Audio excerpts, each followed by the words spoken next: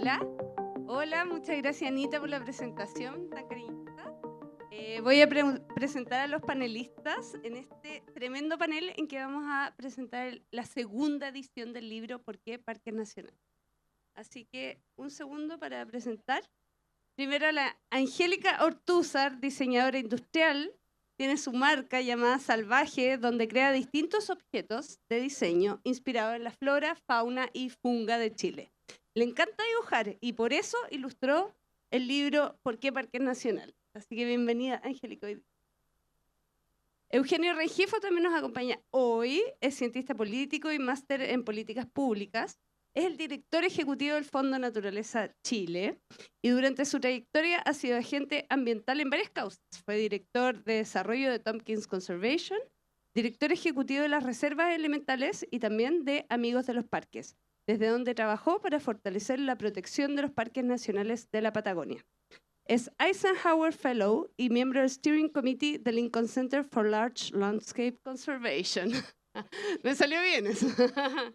Bienvenido, Eugenio, a este panel hoy día. Y también va a estar con nosotros Ricardo Rossi, director de investigación Centro Internacional Cabo de Hornos, pero me encanta la sigla, CHIC. Eso. Doctor en Ecología y Magíster en Filosofía, University of Connecticut, Estados Unidos. Profesor titular de la Universidad de Magallanes y de la University of North Texas. Su investigación combina biología, filosofía, está focalizado en el vínculo entre el bienestar humano y la conservación de la diversidad biológica y cultural. Ha acuñado los términos de conservación biocultural, homogeneización biocultural y ética biocultural. Ricardo nos va a tener que contar de todo eso hoy día. Bienvenido a este panel. Muchas gracias. Así que me encantaría comenzar este panel y aquí voy a invitar primero a Eugenio para que nos cuente cómo nació este proyecto de hacer este libro tan bonito. Gracias, Joja. Hola a todas, todos. Yo quería partir agradeciendo a la Joja, que no se presentó como la madre de este libro, porque finalmente en ella descansó la capacidad de articular, de tejer la red de tremendos colaboradores que hicieron posible de manera voluntaria prácticamente casi todas las intervenciones de cada uno de los capítulos de los parques fueron a partir de la buena voluntad y de ofrendar esa mirada a construir este libro. Y también agradecer a Angélica. Este fue un proyecto que partió con una ambición que parecía muy grande en ese minuto, pero que se multiplicó muchas veces. Tenía, no sé, 20 ilustraciones por decirte, terminamos en 100, tenía X capítulos y páginas y terminó en miles. Entonces, creo que es lindo agradecer el encadenamiento de voluntades que se generó acá. Sumó la Fundación Mustakis también, se sumaron hartas voluntades. La Ladera Sur también hizo una apuesta, porque fue un ejercicio que soñamos juntos de una manera un poco más discreta, pero nos fuimos entusiasmando y terminó siendo esta joyita que está en muchas casas y que ahora va a poder llegar a más lugares. Este libro nace como resultado de un proceso en que estábamos para relevar la importancia de los parques nacionales para Chile. Era un desafío grande acercar los parques a los lugares donde más cantidad de gente vive. Entonces hicimos un ciclo de charlas primero que se llamó ¿Por qué Parques Nacionales?, en que por intermedio de la presentación de un documental y de una conversación en la que participó muchas veces Martín del Río y distintos amigos, fuimos articulando un discurso de por qué Parques Nacionales. Algo que a veces para la gente desde las ciudades les queda muy lejos o no les hace sentido cuál es su relevancia, por qué un país debe destinar recursos para eso, por qué debemos reservar algunas áreas. Y ese fue un poco el origen de todo esto. De ahí vino pandemia, se acabó Amigo de los Parques, y es un libro resiliente, es un libro que sobrevivió varias tormentas y hoy día tiene un segundo brío y eso nos pone muy contentos. No sé si respondí tu pregunta, me di harta vuelta, pero... Respondiste mi pregunta y para comenzar esta conversación que me encantaría invitar a la Angélica a que nos cuente, les voy a mostrar partes de este libro, porque como dice Eugenio, es un libro colaborativo que tiene mucha voluntad, mucho cariño y mucha filosofía adentro. Y Angélica, tú pudiste llegar a otro público a través de tu trabajo. Entonces, primero te quería preguntar, ¿en qué estabas el 2021? ¿Cómo fue esta invitación a ser parte del libro? Y que nos cuentes un poco del proceso creativo. Hola, gracias. El 2021, claro, era pandemia, con aforo reducido. De hecho, el lanzamiento fue con un aforo reducido. Ahí estaba trabajando para Casa Idea. Y me acuerdo, trabajaba toda la mañana para Casa Idea y después en la tarde me dedicaba a dibujar el libro porque ya no podía salir. Entonces fue un compañero de pandemia. Este libro fue un proceso muy lindo porque había un gran desafío que era poder representar estos lugares icónicos en dibujo. Yo nunca había dibujado paisajes, solo los elementos que lo complementan, flora, animales. Y bueno, como contaste antes, yo soy diseñadora industrial, nunca estudié ilustración, pero siempre me ha gustado y partí con mi marca dibujando calendarios, paladera azul, le he hecho los afiches, les hice el Santiago Wild del primero, le hago las carátulas de Inspirados por la Naturaleza. Y así partí, pero todo se puede, gracias a un gran equipo con el que trabajé directamente. Trabajé con la Amelia Ortúzar, que es la diseñadora del libro, y la diseñadora de la Era Sur, con la Antonia Pérez, que estaba a cargo de toda la investigación, los textos y conceptualización de imágenes. La Nicole Chifel, que era la editora, y Martín del Río como dirección general. Ese era mi equipo directo. Es muy agradable tener ese equipo. La Anto, que también ilustra, que tenía siempre toda la información. Por ejemplo, en el primer capítulo que dibujamos fue el Keulat. Y ahí me acuerdo que era ya, yo no lo conocía. Y mostrábamos los hongos. Y me decía, ya, tienes que poner en la imagen, el ventisquero tiene que estar sí o sí atrás y queremos que aparezca alguien caminando y se tope un hongo. Y también me dejaba todas las imágenes en un banco demasiado agradable poder trabajar así, todas las especies de los hongos con fotos. Y también al mismo tiempo la Amelia me decía, ya deja este espacio acá arriba para poner texto y nos íbamos pimponeando todo. Así que sí, ese mismo, ¿viste? Y es divertido porque se nota que fue el primero, yo encuentro. Después en la ilustración es más distinta, después veis los otros y todos ya agarramos la mano. ¿Qué más pasó? Sí, viste, estaban las especies. ¿Qué más? Bueno, también lo que iba contando, fue creciendo mucho este proyecto. Era en el principio mucho más chico y yo creo que se fue a bailar toda la información, fue creciendo y creciendo. Otra cosa. Y yo creo que también Martín llegó con esta idea de hacer un libro 100% ilustrado, porque los que habían hasta ese entonces eran puras fotos. Y yo creo que eso quería, como usar la ilustración para esta herramienta, para mostrar este mundo maravilloso y desde otra mirada y otra cercanía, porque la ilustración narra mucho y podéis no poner, bueno, está lleno de texto, pero te cautiva de otra manera. ¿Y qué crees tú que sucede con esa combinación de texto, información, ilustraciones en el resultado del libro, el objeto libro? Es que te invita al final, o sea, a mí por lo menos, lo hago ver de otra manera. Tiene como por ejemplo, el ciclo del agua, que la ilustración tiene esa capacidad de ser herramienta como visual para aprender.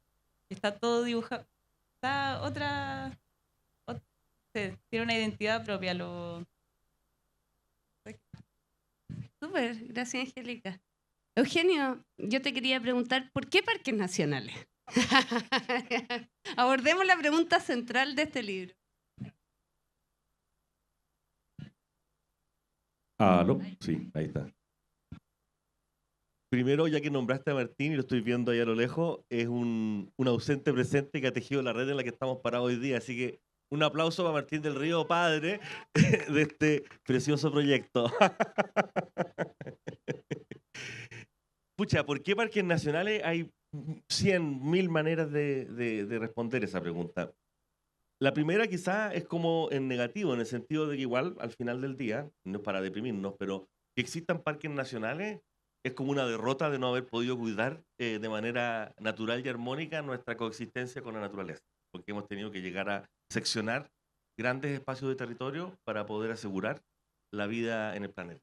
De alguna manera da cuenta de cómo especie hemos ido tomando el terreno de las especies con las que cohabitamos, olvidándonos que somos parte de esa misma naturaleza.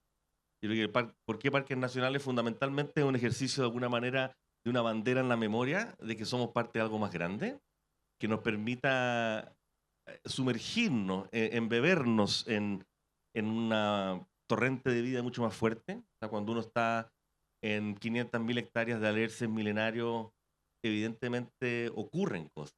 Y eso que ocurre tiene relación con sentirse parte de algo más grande. Y la existencia de los parques nacionales también es un ejercicio que tiene un origen bien desconocido como figura legal, como figura de conservación.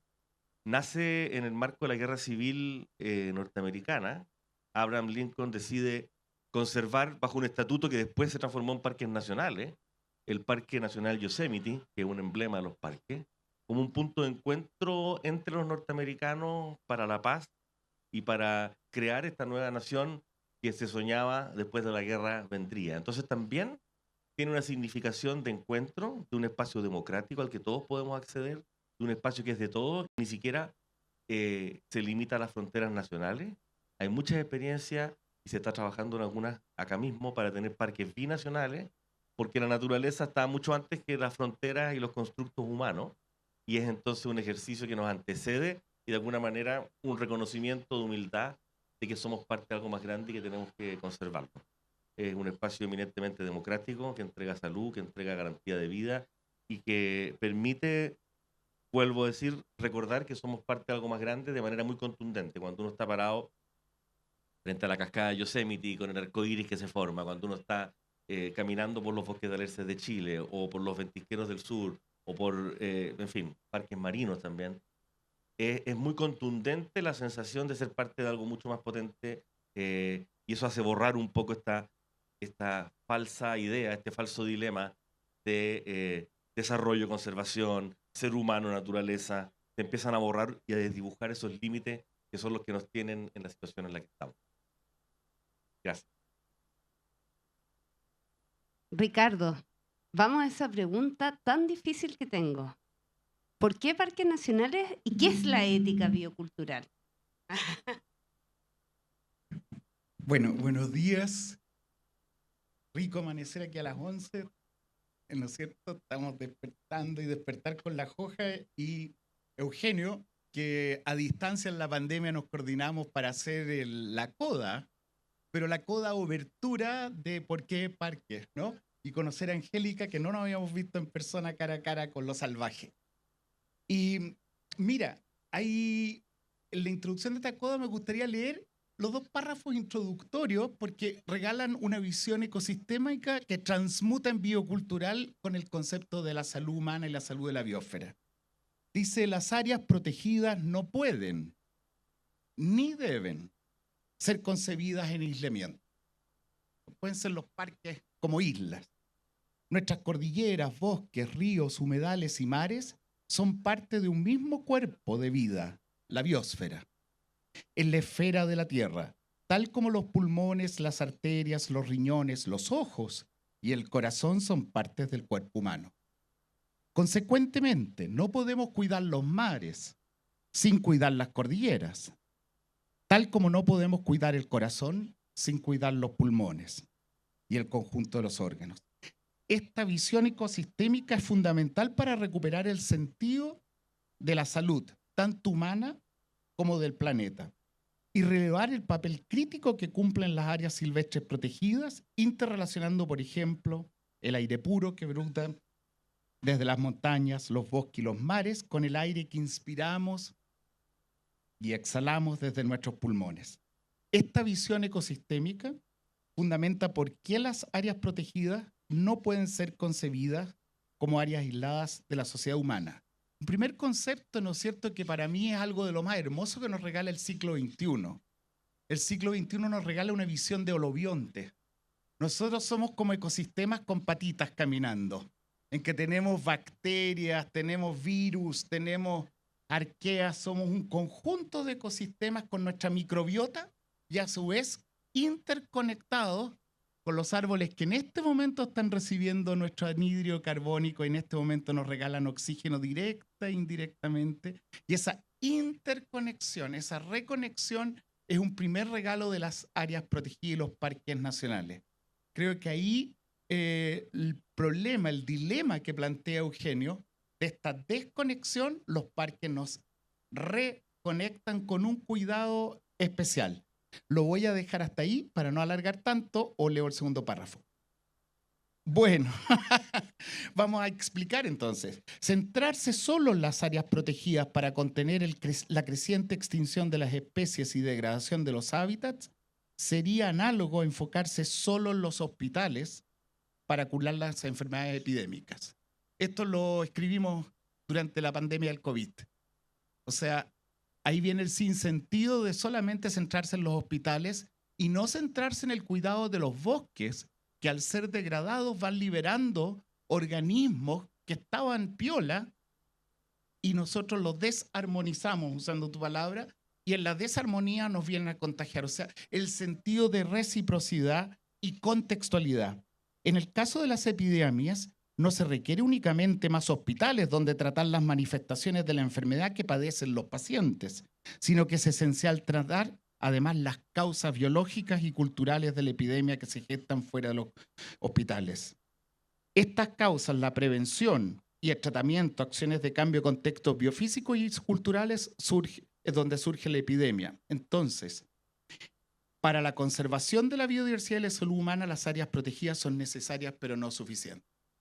En ese sentido, el Festival de Ladera Sur, como un pulmón, como un embajador o embajadora, ¿no es cierto?, de las áreas protegidas en medio de Santiago. Eso es lo que necesitamos, inoculación de órganos sanos que reconecten. Ayer Álvaro Jaramillo, muy hermoso, nos mostraba también cómo cerca de Santiago los pájaros que vuelan a la ciudad y a la cordillera.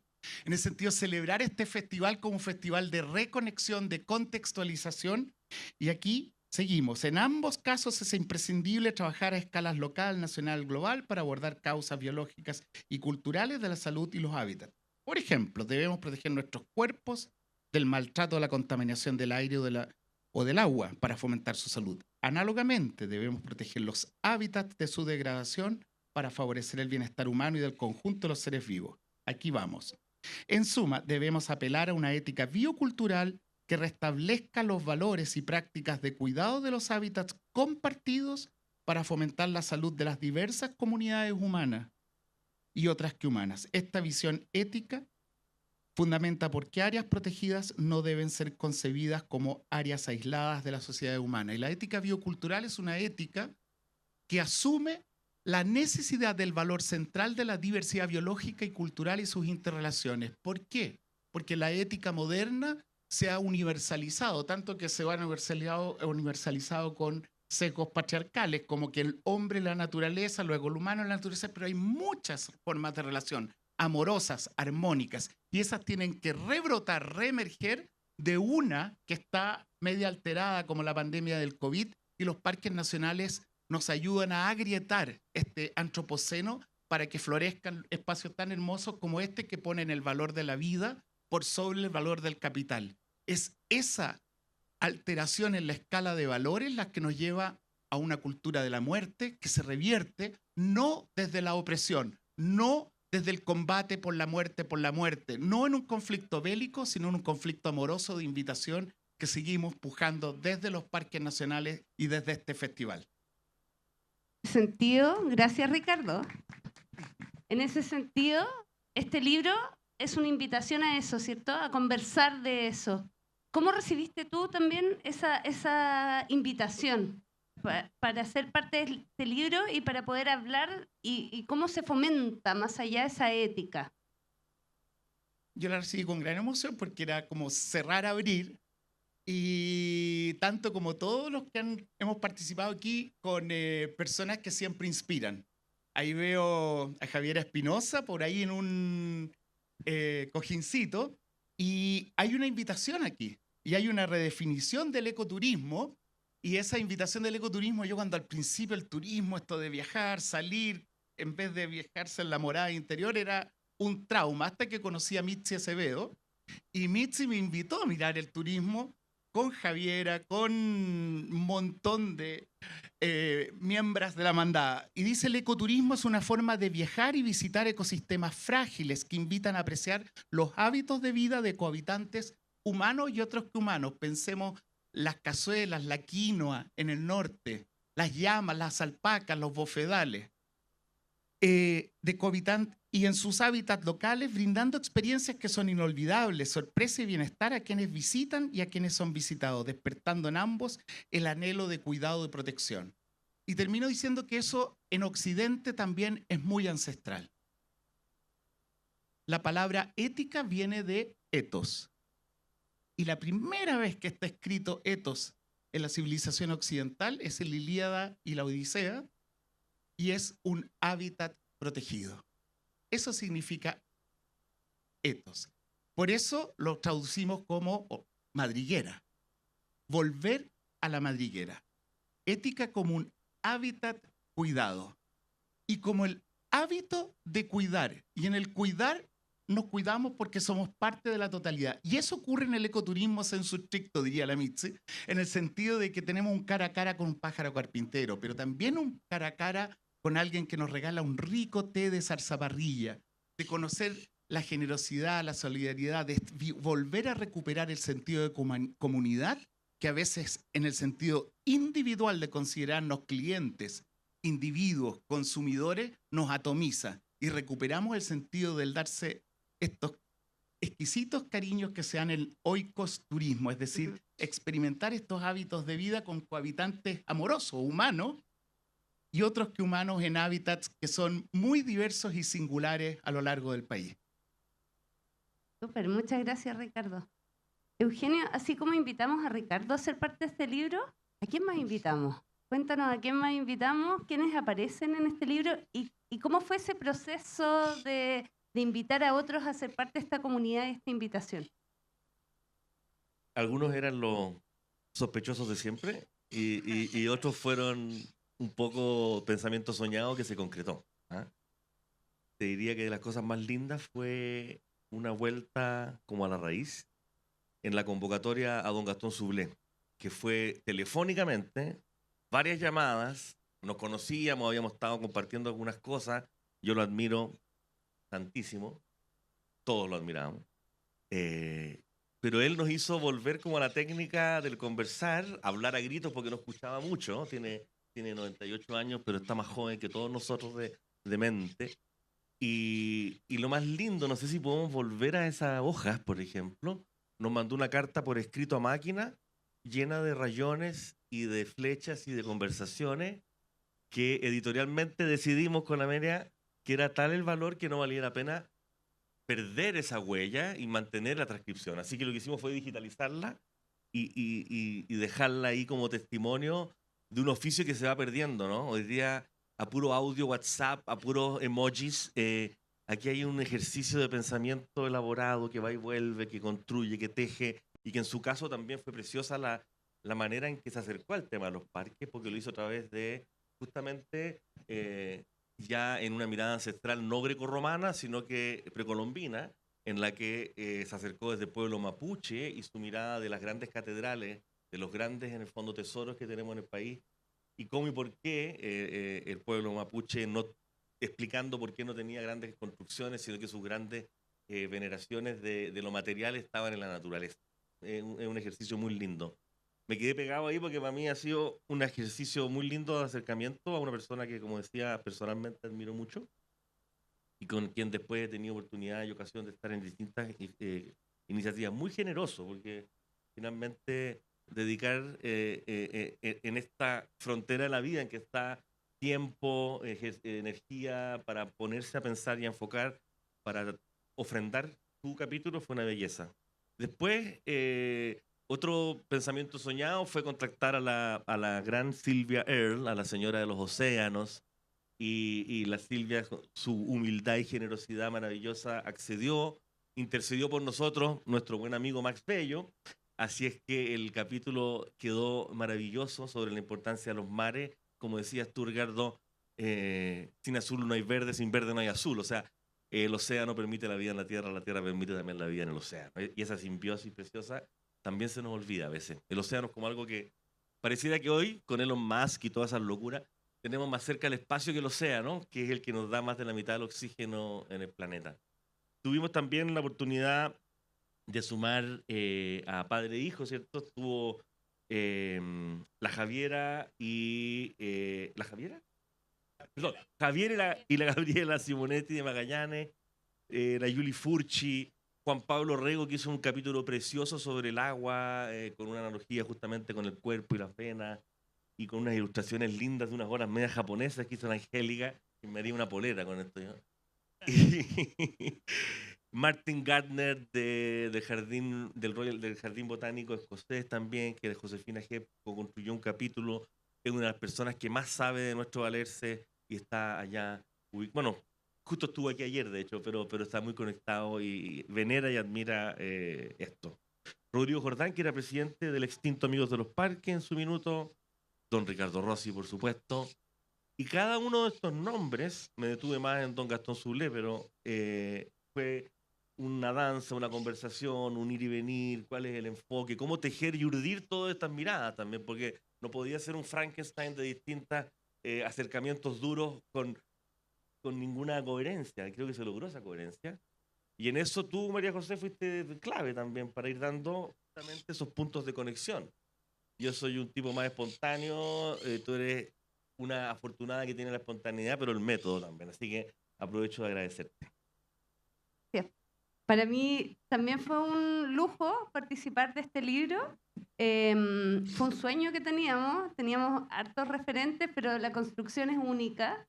Y en ese sentido, nuevamente agradezco la colaboración de todas las personas porque voluntariamente participaron en este libro y con mucho cariño, le pusieron mucho cariño en que este libro existiera, así que estamos muy felices de que haya una segunda edición. Y para quienes no conocen el libro, pero lo podrán conocer pronto porque lo tendremos aquí a la mano para la venta, y acá al lado de este stand, pero también en el stand de Ladera Sur, que está cerca del escenario Natura, y lo pueden comprar online también. Les voy a contar un poco de qué va el libro, para pasear por el libro. Entonces el libro tiene la presentación, que trata de responder esa pregunta, ¿por qué parques nacionales? Luego el prólogo, Guardianes del Bosque, de Gastón Sublet.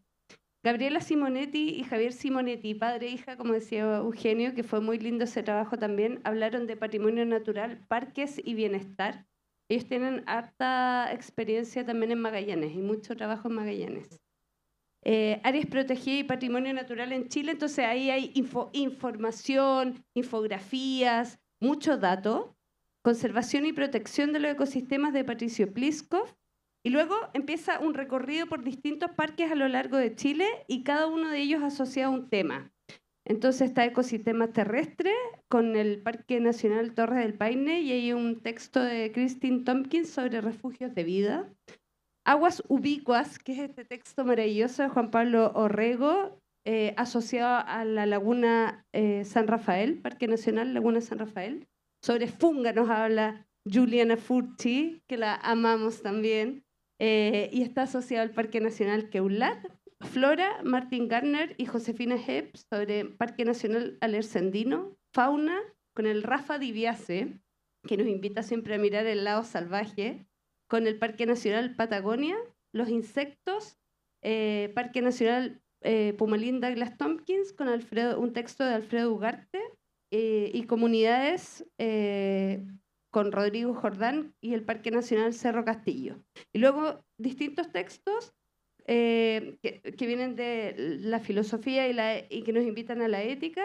Somos Océano, de Silvia Earle y Max Bello, y Regresar a la Madriguera, con Ricardo Rossi. Quería dar abrir el micrófono para unas últimas palabras antes de ir cerrando esto, y que también nos puedan hacer preguntas. No. Antonia, clave en este libro, también te saludamos. No nos habíamos podido conocer cara a cara. Piensen que este libro se hizo en pandemia.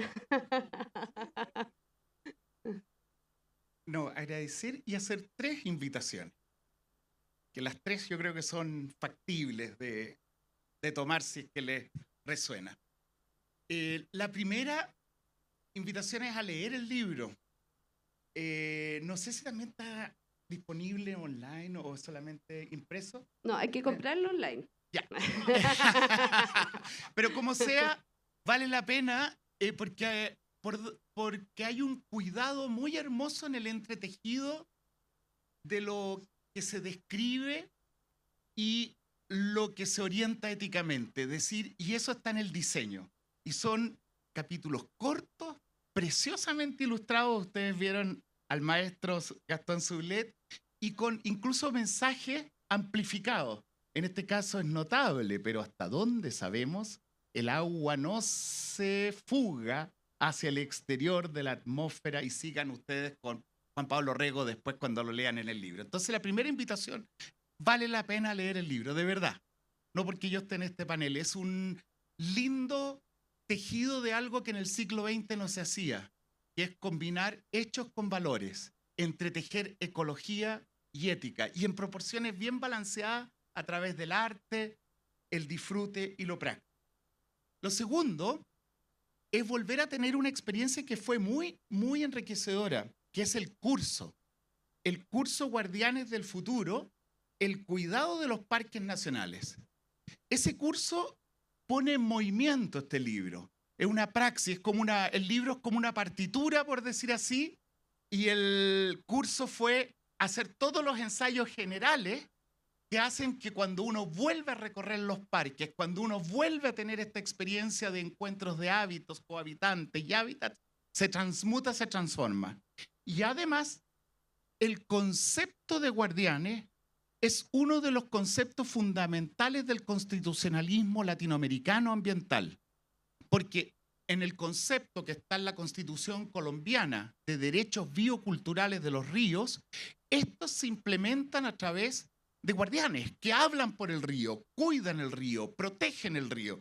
Y ellos son los médicos y doctoras del Servicio Nacional de Salud, toda la atención primaria, pero por supuesto las poblaciones y comunidades afroamericanas, los pueblos originarios, las ONG. O sea, es multivocal. Insisto en destacar el concepto de guardianes de los parques, guardianes de la biodiversidad, guardianes de la vida biocultural. Y la tercera invitación es una reflexión a partir de lo que acaba de recordar Eugenio Rengifo, que es, sí, el maestro Gastón Sublet comienza con una reflexión mapuche. Yo estoy en una invitación y les hago la invitación de entretejer con distintas culturas. Y una cultura muy sincrética que tenemos en esta experiencia de Ladera Sur, en la escritura del libro, es la experiencia de la civilización que nos dio el lenguaje castellano del Reino de Castilla, para bien o para mal, más para mal, pero ya estamos, y transformémoslo en para bien, somos sincréticos. Y recordemos que la lengua de Castilla toma del latín la palabra humanos, y somos humanos, así nos llamamos, y eso significa asumir el sentido que los etruscos y los latinos dieron, que somos seres que emergen del humus, de la tierra de hoja, de la tierra más fértil. Imagínense las ciénagas en torno a Roma y decir, tenemos que cuidar estas ciénagas, tenemos que cuidar para brotar como seres humanos. Entonces, humanos, hijos del humus, la Biblia estaba siendo escrita en el mismo tiempo en griego y en hebreo. Y en hebreo hablan de Adamá, que es el origen de la palabra Adán, el primer hombre, y Adamá significa tierra. O sea, el ser hijos e hijas e hijes de la tierra está en múltiples culturas, y eso nos permite un diálogo intercultural con el pueblo mapuche, con diferencias, pero también similitudes. Lo loco, lo descarriado, lo esquizofrénico ha sido olvidar nuestras raíces, nuestros valores, y tenemos que recuperarla y defenderla, tanto en alianza con los pueblos originarios, como en la recuperación de todo ese ancestro y acervo cultural y de valores que nos amputaron por dictaduras militares y por dictaduras de la información que hoy, como decía Elon Musk, nos tiene más unidimensionalizados y más críticos que nunca. Imagínense llegar a votar por una persona que tiene cargos criminales y elegirlo presidente en un país como Estados Unidos. Eso nos habla que tenemos que trascender, escapar de la Matrix y volver a reconectarnos con el humus para ser humanas, humanes, humanos preciosos. La tierra de hoja nos inspira con el olor, pero también saber que somos humus, que somos agua, y que nos alegramos de conocernos con mapuches, reconocernos como en ese ser humano y entender el sentido profundo del relato campesino que se hace en el Medio Oriente para decir Adán, desde el campesinado, la tierra es donde surge la vida.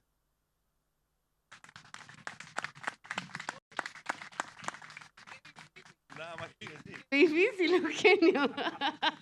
No, o sea, evidentemente adhiero a las palabras de mi querido amigo Ricardo, que por lo demás es un motor que ha logrado unos Fitzcarraldo imposibles. Tiene un centro soñado en Cabo de Hornos, en Navarino, que es digno del primerísimo mundo, pero que mira a ese punto donde convergen todas las aves, donde convergen las corrientes, los últimos grandes ventisqueros, glaciares, en fin. Mucha admiración por ti, ¿eh? Y la integración también de esa pasión italiana con esa racionalidad occidental y con la biología es bien única, así que admiración total.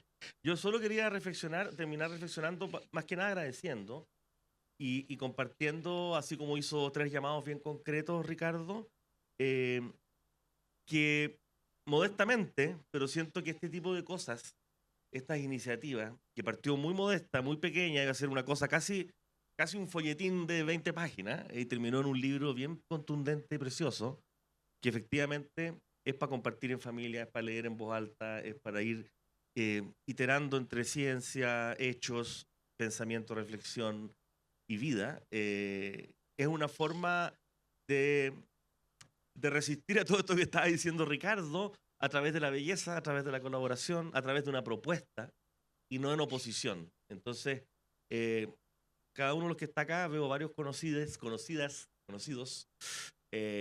tienen iniciativas a las que hay que ponerle esa cuota de encantamiento, de convocar, de seducir a otros. Esto que partió chiquitito se transformó en una bola de nieve preciosa que terminó con este libro que ahora tiene una segunda vida, una segunda vuelta, y que además, como decía Ricardo, tuvo otra derivada gracias a personas que fueron creyendo en el camino. Aquí partió Martín, ya no estaba para hoy, pero partió Martín creyendo en el proyecto, todo su equipo y todos los que nos fuimos sumando, pero después se sumó también George Anastasiou, Leonor Merín desde Mustaki, que financiaron una edición más interesante, hicieron esta segunda vuelta que pueden ver en la página de la Fundación Mustakis, que es el curso Guardianes del Futuro, en que cada uno de los autores hace un curso sobre su capítulo e invita a trabajar y entrega también, en el fondo, herramientas para los profesores, para las familias, para hacerse parte de esta reflexión. Está en nosotros el cambio, estamos a tiempo, tenemos la energía, tenemos la fuerza y la creatividad y las herramientas, y creo que esa sinergia que se ve acá, este día, no solo acá, sino que en Ladera Sur, habla de esperanza y habla de que cada uno tiene que tomar ahí donde puede mover el molino para cambiar las cosas un poco. Gracias, Eugenio. Angélica, ¿qué nos invitas? ¿No? A verlo, a leerlo. Está en un muy lindo proyecto. También muy agradecida de haber sido parte de... Bueno, mi equipo fue lo máximo y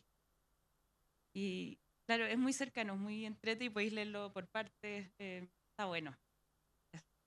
Gracias. Bien, muchas gracias a todos. Anita, ¿estamos? Gracias a todos los que participaron hoy día en nuestro panel y pueden conseguir, ¿cierto?, sus copias del libro y también comprarlo. Obvio. Allá en el stand. Si no alcanzan acá, ahí en el stand ahí. Sí, está en el stand. Oye, muchas gracias. Los 4 se pasaron. Gracias por esta tremenda invitación, esta hermosa conversación, por su tiempo, por su dedicación y nada, por seguir sus anhelos y sueños. Así que vamos por eso.